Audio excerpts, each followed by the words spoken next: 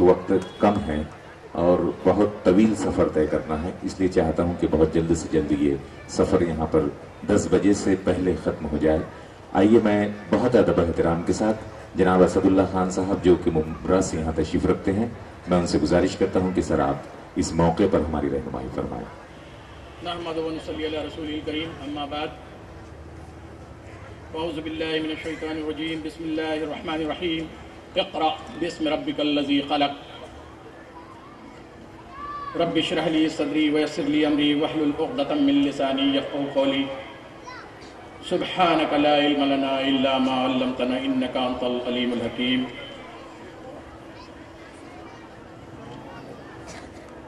काबिल सदर एहतराम सदर जलसा जनाब कमरुद्दीन साहब, हमारे आज के पहल फाउंडेशन की जानिब से मुनक़्क़िद किए गए इस जलसे में बम्बई से तशरीफ़ लाए जनाब कैसर खालिद साहब, हमारे हर दिल अजीज़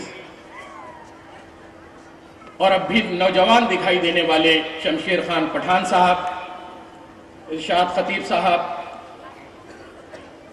रंजीत भाई, सिद्धार्थ साहब, यहाँ के PSI सीनियर PI जनाब शरण साहब, यहाँ पर मौजूद भांडूप सोनापुर के काबिल एहतराम बुजुर्गों, नौजवान साथियों, इफ़्फ़तमाब माओ, बहनों, बेटों और बेटियों, अस्सलामु अलैकुम वरहमतुल्लाहि वबरकातुहू।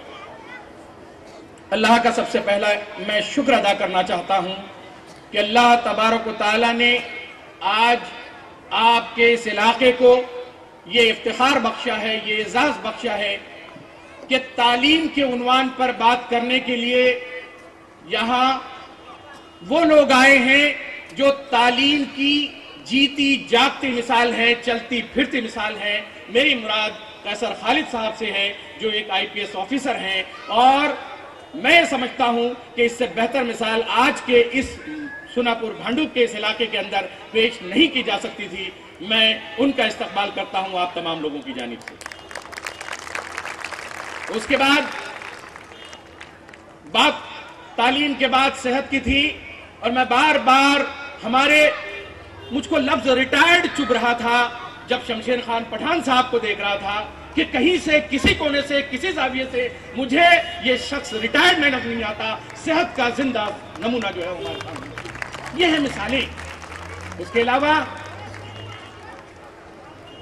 बात शुरू करने से पहले मैं चाहता हूं कि पहल फाउंडेशन को मुबारकबाद दूं कि जिन्होंने इस टॉपिक का इंतखाब किया जो आज की सबसे बड़ी जरूरत है, तालीम, सेहत और सफाई।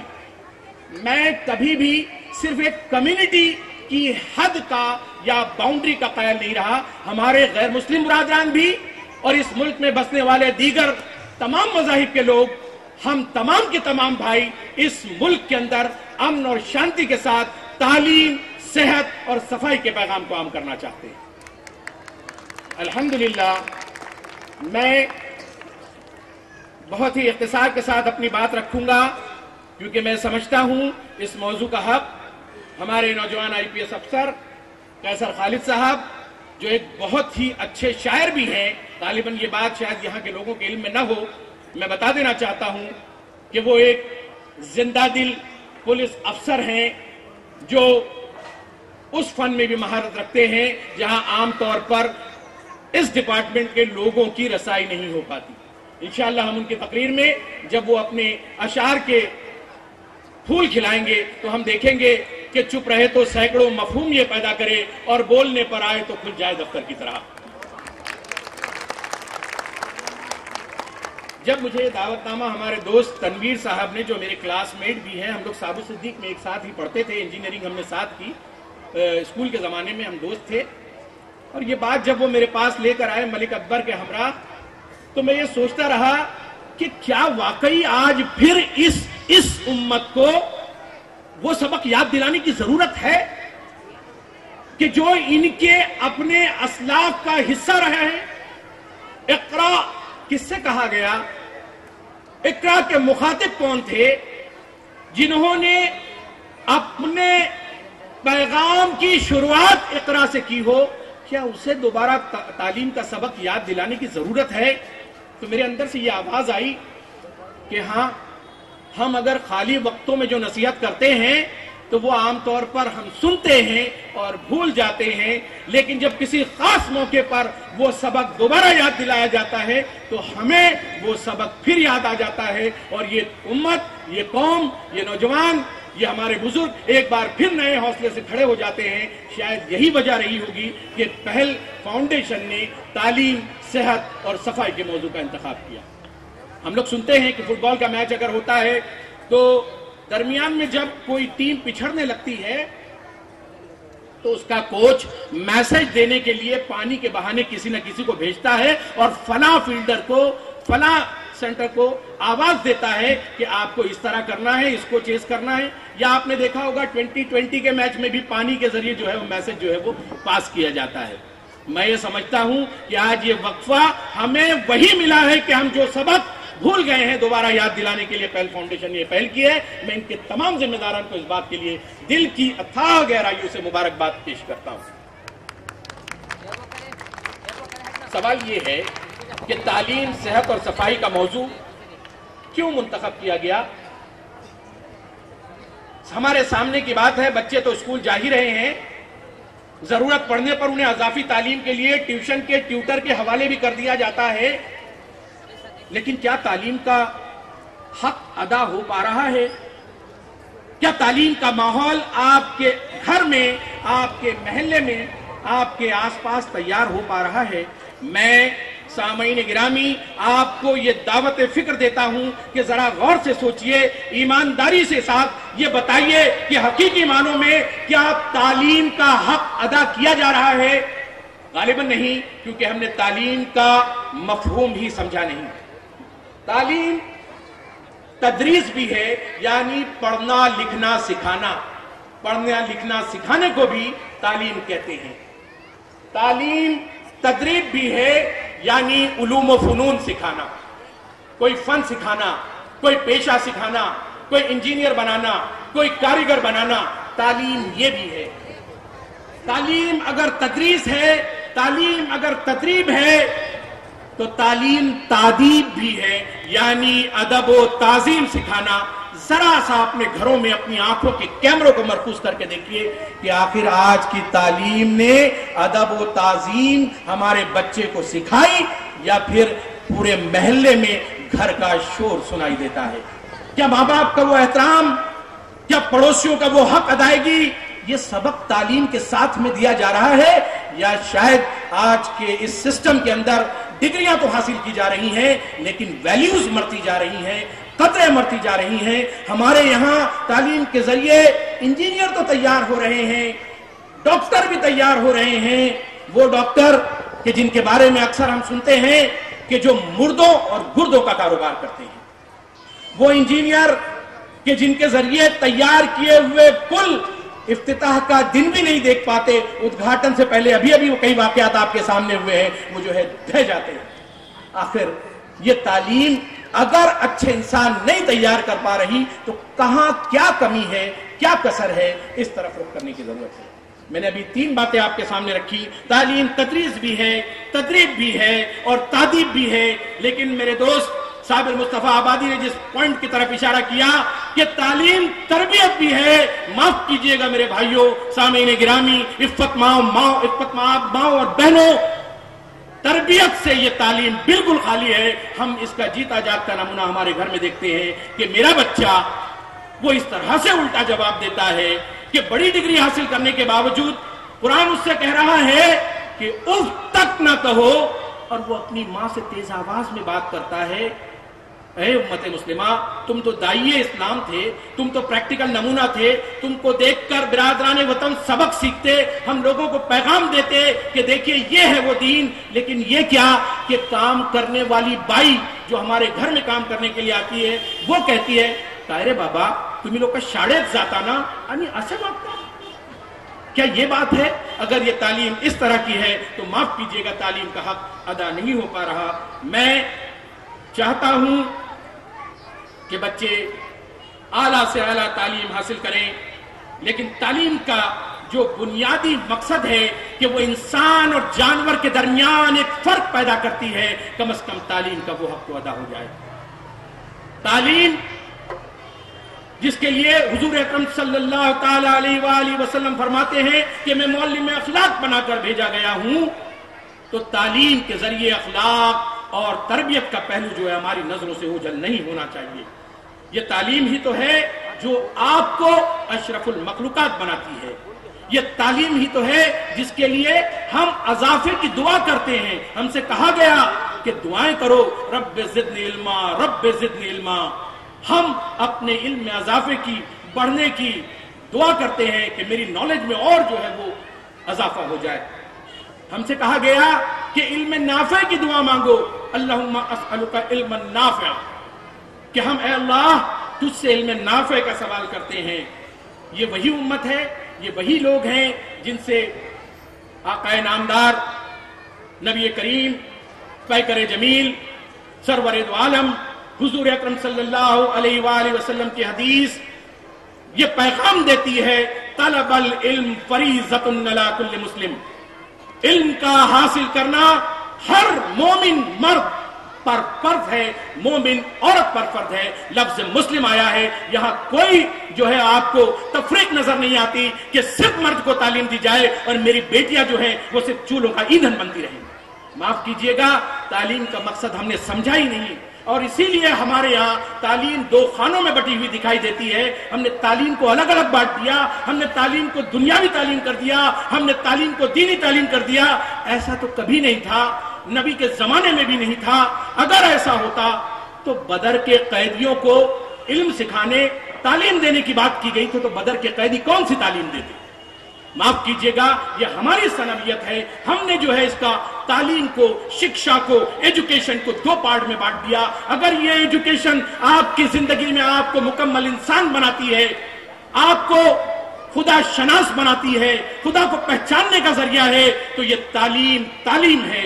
اگر یہ تعلیم معرفت الہی کا پیغام دیتی ہے، اگر یہ تعلیم معرفت حشر و نشر کہ آپ دنیا میں کیوں آئے ہیں، تمہاری زندگی کا مقصد کیا ہے، تمہیں دنیا میں اللہ تبارک و تعالیٰ نے، اس ایشور نے کیوں بھیجا ہے، یہ پیغام اگر ہماری سمجھ میں آتا ہے تو حقیقی معنوں میں تعلیم ہم نے حاصل کی۔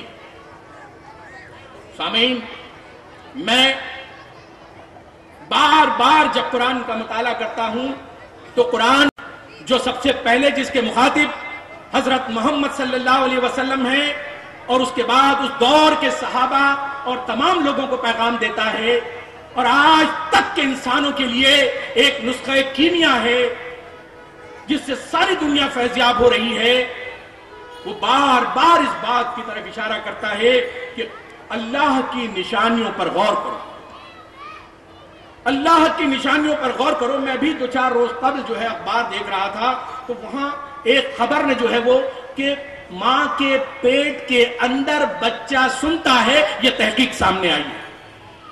اور آپ سے تو برسوں پہلے ہی کہہ دیا گیا کہ کس طرح سے انسان کی تخلیق ہوتی ہے، اور اگر یہ تحقیق جو آج سامنے آئی ہے، اور میرے برادر نے کہا کہ آغوش مادر میں آنے سے پہلے، ماں کی گود میں آنے سے پہلے بچہ حافظ تھا، تو وہ عمل کیسے انجام پایا؟ ذرا غور کیجئے۔ حقیقی معنوں میں ہمارے یہاں تعلیم کا ماحول تیار کرنے کی ضرورت ہے، اور یہی وجہ ہے کہ ہم کہیں نہ کہیں اپنے مقصد سے بھٹک رہے ہیں۔ ہم نے تعلیم کو حقیقی معنوں میں سمجھا ہی نہیں۔ سامعین، ہمارے گھر کا ماحول کیسا ہے؟ ایک 1997 کا ایک طالب علم یاد آ رہا ہے، منگیش مسکر، پورے مہاراشٹر میں 97% لے کر وہ بچے ٹاپ کیا تھا۔ اس کے گھر کے اندر کوئی سہولت نہیں تھی، اس کے گھر کے اندر پڑھنے کے لیے اسٹڈی ٹیبل نہیں تھا، باہر سے جمع کی گئی اینٹوں کو گھر میں جھوپڑے میں لا کر اس نے جو ہے ٹیبل بنایا، پڑھنے کا ماحول بنایا، ماں نے اس کی مدد کی، ایک گھر میں پڑھائی کا ماحول تیار ہوا، اور وہ بچہ پورے مہاراشٹر میں فرسٹ آیا، اور چیف منسٹر کے ذریعے اسے ایک فلیٹ جو ہے وہ انعام میں دیا۔ ہمارے گھروں میں ماحول کیا ہے؟ امتحانی دور میں ہم ماحول کیا دیکھتے ہیں؟ آخر وہ ایڈیٹ باکس جو ہمارے کنٹرول میں ہونا چاہیے تھا، ہم اس کے کنٹرول میں کیسے چلے گئے ہیں؟ آخر گھر میں یہ ماحول کیسے بن گیا ہے کہ آپ کا پرائم ٹائم وہ ایڈیٹ باکس کھا جا رہا ہے. میری مراد اس ٹیلی ویژن سے ہے جو آپ کی تفریح کے لیے تھا، لیکن آج آپ اس کا نشانہ بنتے جا رہے ہیں. اس کا کنٹرول ہمارے ہاتھوں میں نہیں رہا اور نتیجہ پڑھائی کا ماحول گھر میں بالکل نہیں ملتا. اگر پڑھنا چاہتے ہیں تو بھائی صاحب کو میچ دیکھنا ہے، اگر میری بیٹی پڑھنا چاہتی ہے تو دادا کو نیوز سننا ہے، اگر میرا بیٹا دوپہر کے وقت کچھ پڑھنا چاہتا ہے تو پتہ نہیں ماں بہن اور کس طرح کے سیریل جو ہے وہ سازشیں کرتے رہتے ہیں ٹی وی پر اور مائیں اس سے چپکی رہتی ہیں. سامعین گرامی، کیا گھر میں ایسے ماحول میں تعلیم کا ایک انوائرنمنٹ تیار ہو سکتا ہے؟ یقیناً نہیں. جب گھر کے ایک کونے کے اندر پرشور آواز میں ٹی وی بول رہا ہو تو آپ گھر میں تعلیمی ماحول کی توقع نہیں کر سکتے.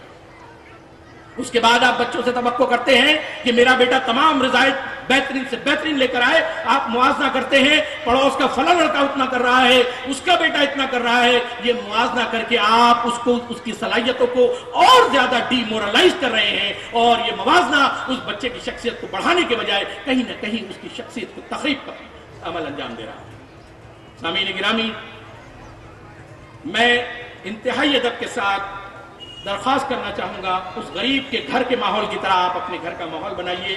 میرے ایک دوست جن کے والد بہار سے بمبئی تشریف لائے، جھوپڑے میں رہتے تھے، ان کا گھر بالکل نل کے کنویں کے بالکل بازو میں تھا. آپ جانتے ہیں پانی کے لیے کسی زمانے میں کیا افراتفری کا ماحول تھا.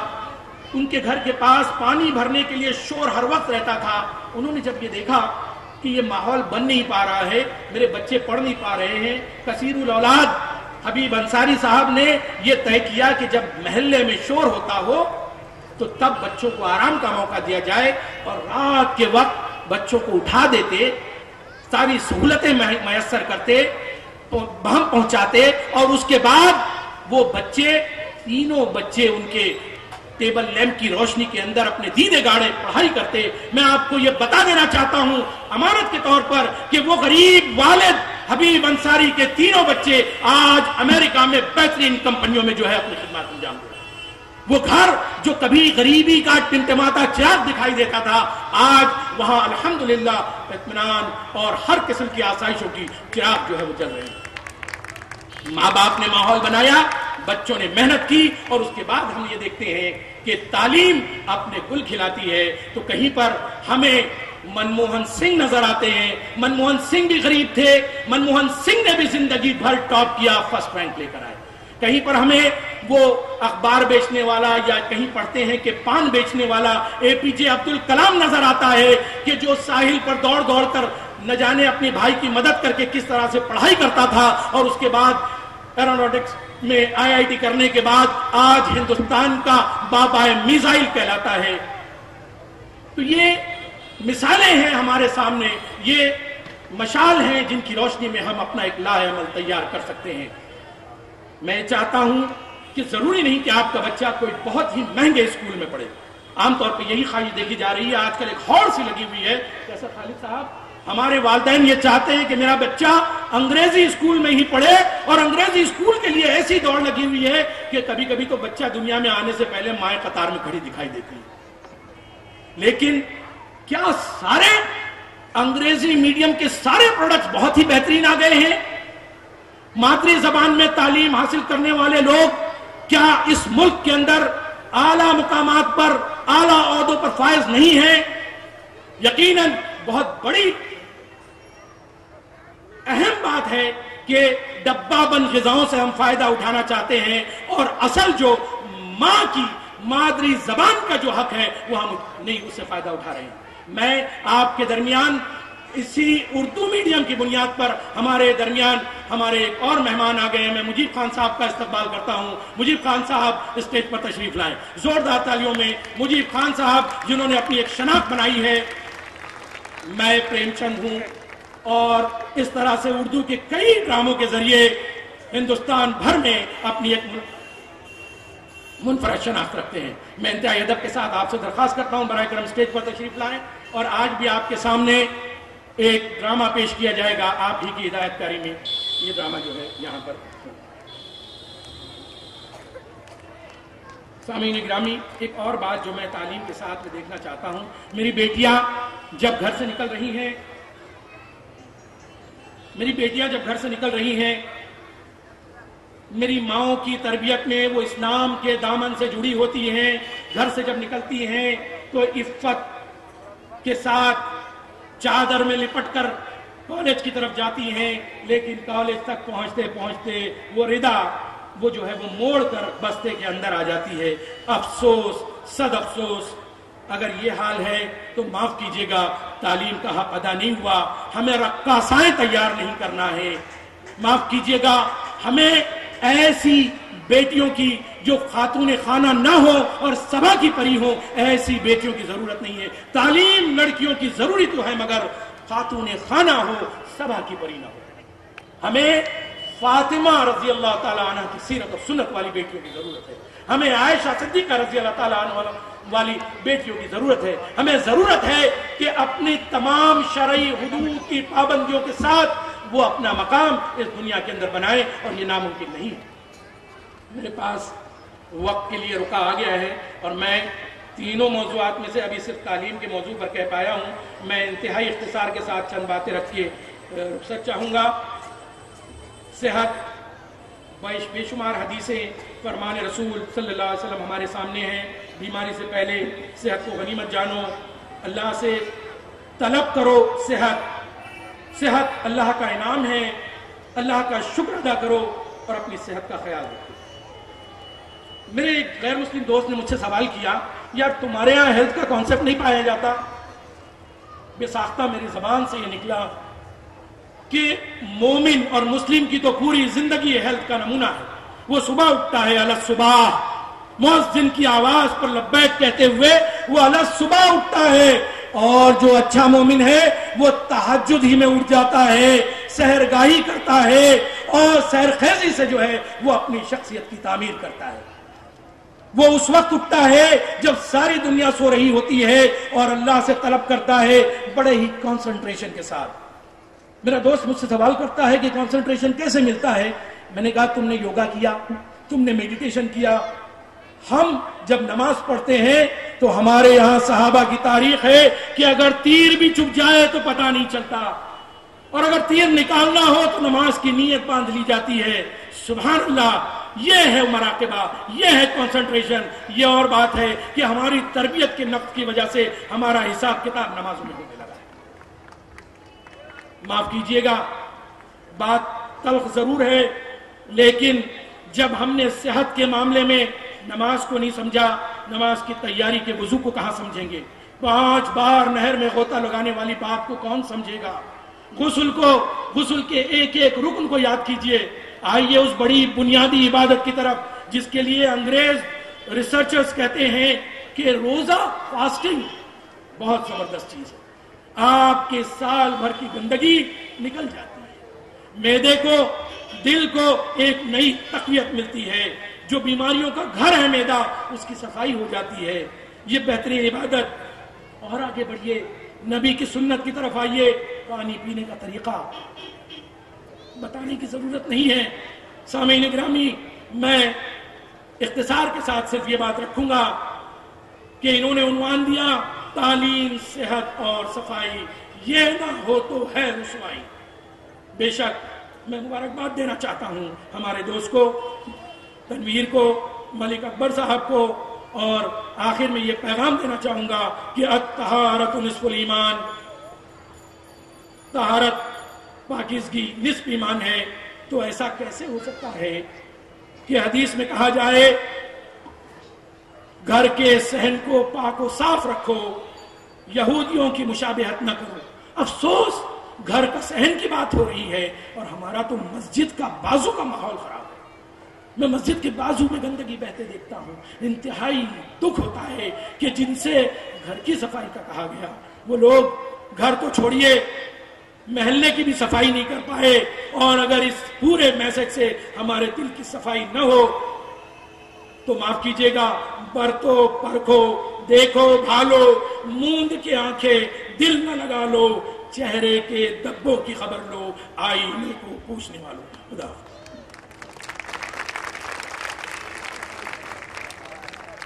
شکریہ سر. محترم سامعین, میرے دوست اسد اللہ خان صاحب نے یقیناً کچھ تلخ حقیقتیں ہمارے سامنے رکھی. اور ہمیں یہ آئینہ دکھانے کا کام کیا ہے.